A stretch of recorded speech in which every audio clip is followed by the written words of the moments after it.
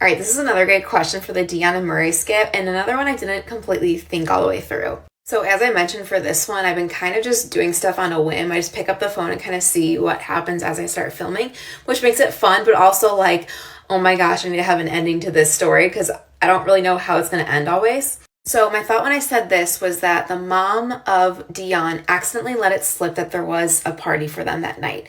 Otherwise, why would Dionne try to get to the parents' house, right? So I didn't show that part, but I wanted it to kind of be insinuated that the mom was like kind of telling her on the side. That's why she's like, oh, I'm so good at keeping surprises, to kind of cover up that she didn't say anything. So once Dionne finds that there's going to be a surprise party, she was like, oh, I need to get him at the house with me.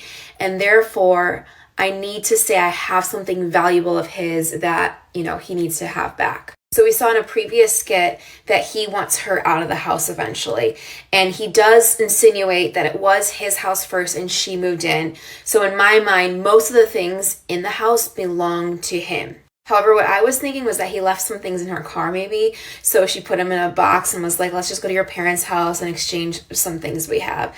And then you can go home with yours and I'll go home with mine. Now, I don't know if that fully makes sense or works for the storyline, but that's just kind of what I thought and imagined as I was saying it.